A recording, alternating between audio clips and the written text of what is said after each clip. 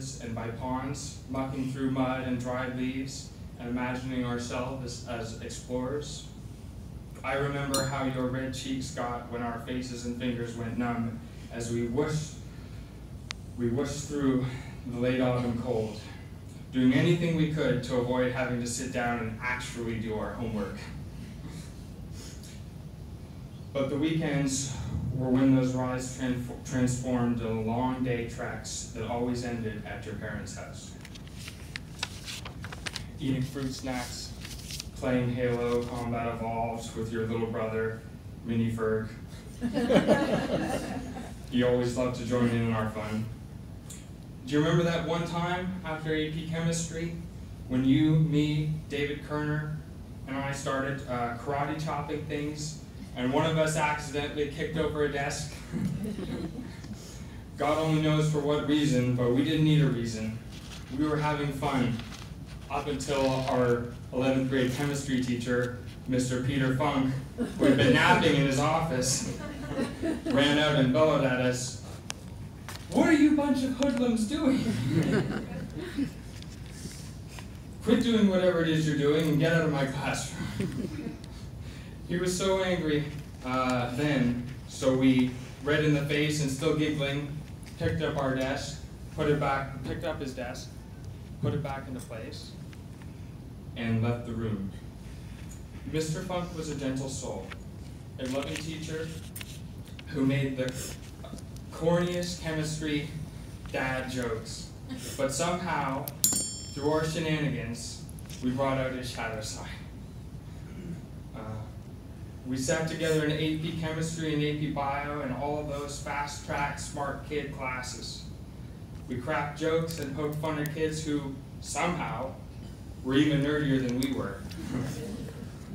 We flirted with Brianna and Olivia, the cool girls who are way cooler than we were, but who still somehow grew to love us. We dreamed of becoming scientists, and in your own way, you even became one in the end. We learned so much from each other. You were there through thick and thin, there through so much of those years that defined our adolescence. John, I will remember you with fondness, always. You were a friend to me, and I to you. I wish you peace in this next phase of your adventure. With so much love, Todd Nelson. Thank you all. Thank you, Daniel. Thank you.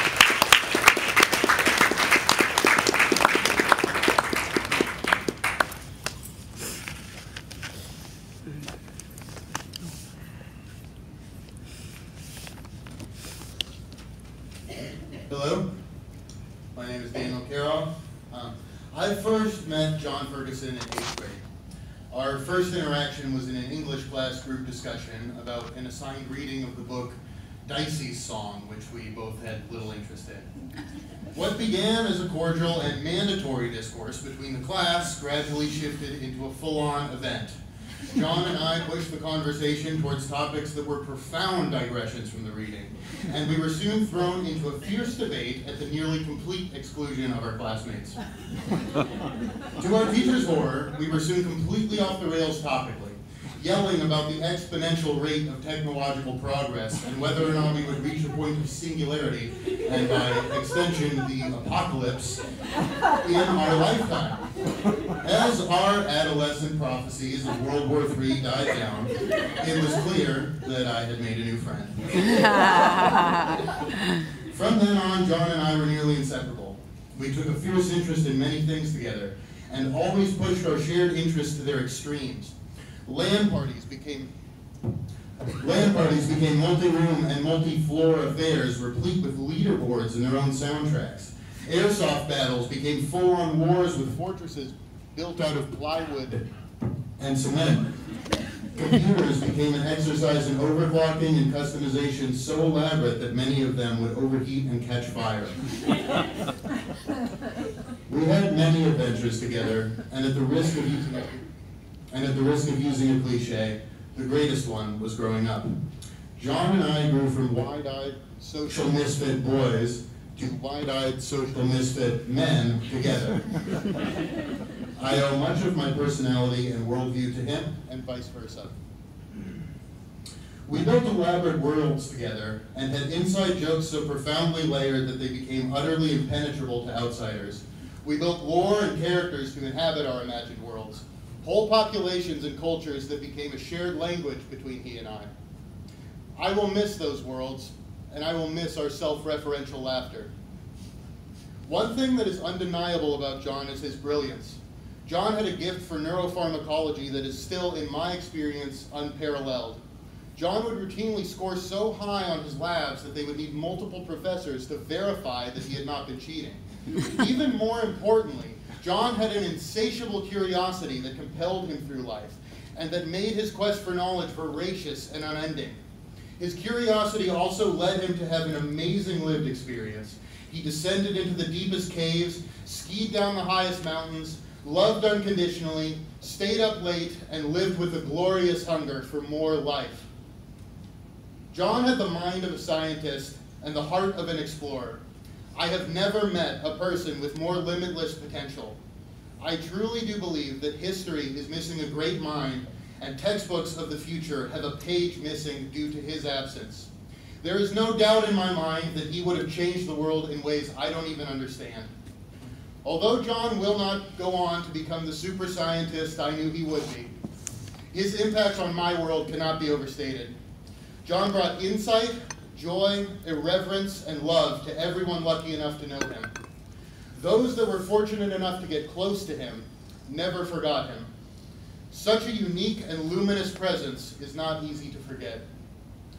The fact that John left us all with such vivid memories of him allows him to live on in equally vivid color when we look back on all the great times we had together. So here's to the good times, the nonsense, the adventures. Here's to growing up and surviving high school as two absolutely shameless weirdos. Here's to the discoveries we made and 5-hour phone calls. Here's to the person that knew me best, my brother, my best friend, John. Thank you so much. Thank you, Daniel.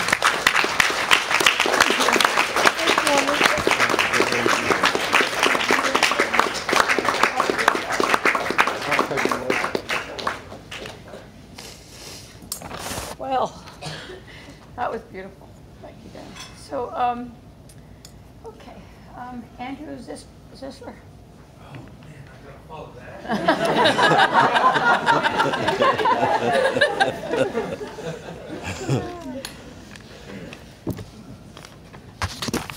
Oh. Wow. I think you give me just a second here. Look what I have written. I'm going to go ahead and try and project as well. Just the microphone.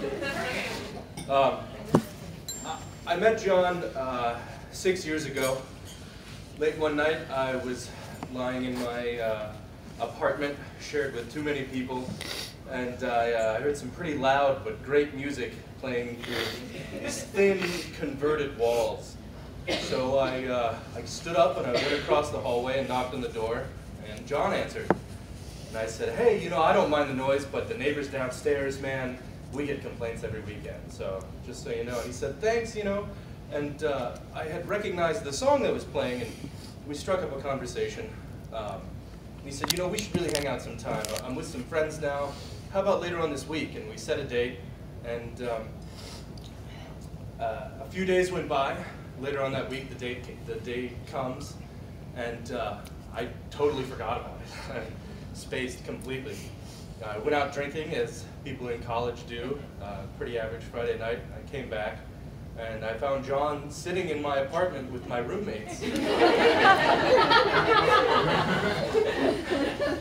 had been there waiting for me for hours, and I didn't even know him yet.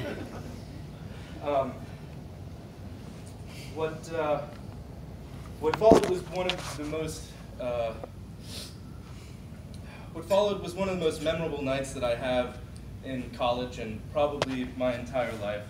And it was quickly followed by many more amazing, adventurous, and wonderful experiences as I got to know the caring to a fault, outgoing, sharply intelligent, and fun-loving John that you all know today.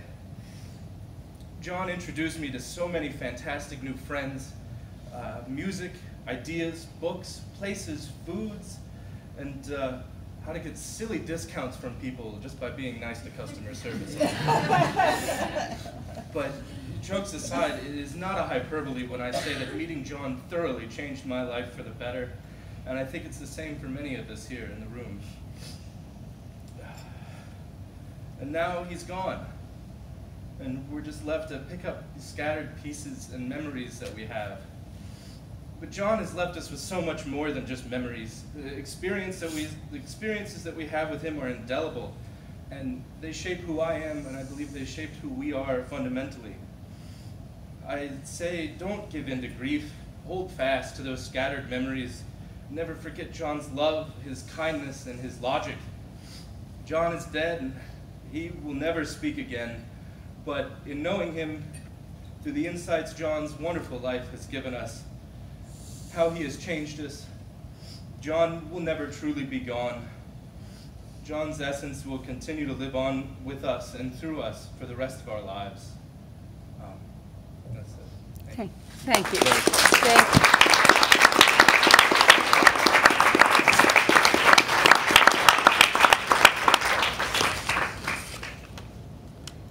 So I just realized it's kind of a shock when you get your name announced to come up and speak. So I thought I'd give a little heads up in an order. Okay, so the next person will be Brendon Barker, then Stephanie McGill, Marshall Jefferson Ifisapel, Meredith, and Diane Metzger. And I'll continue the list after that. So it's Brendon next.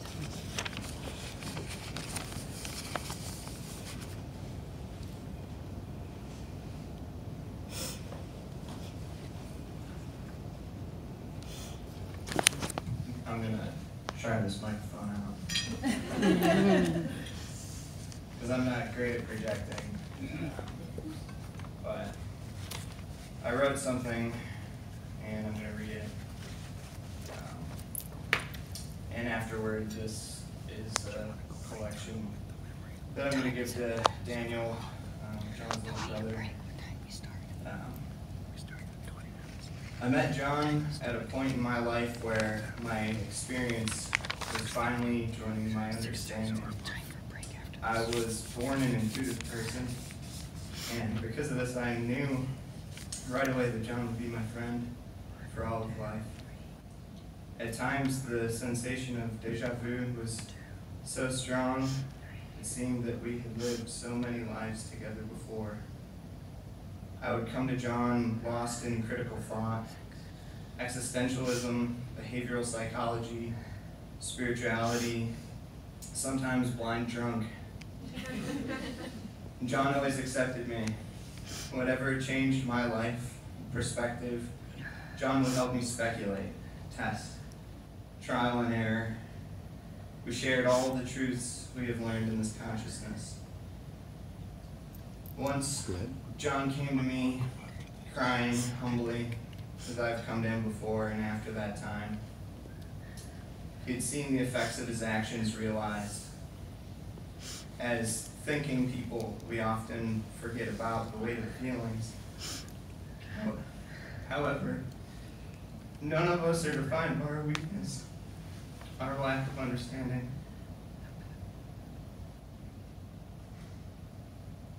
One can love himself only by first loving and forgiving himself, humility, and forgiving those we love, and finally, forgiving both humanity and fate alike.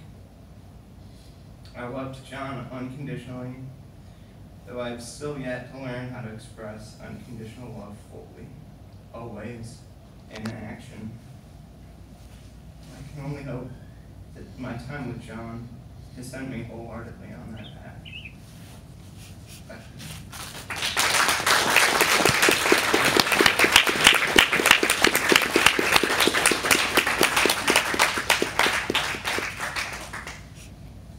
Hi, I'm Stephanie, and my last name's McGee.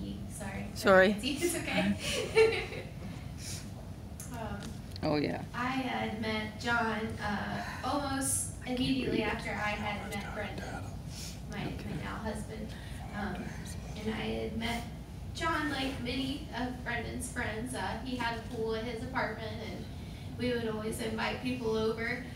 Pretty sure the first one was Ben, and then I had met Chase, and then and John had come over, and as soon as I met him, he was, you could just tell when you meet people who are just so kind and generous. And I think light and love is two words that really get used to describe John, and that was really just who he was. And he was always a very special friend to have around, and he wasn't always here, but when we knew John was coming to town, it was a very exciting thing. Just because to be around him, you knew,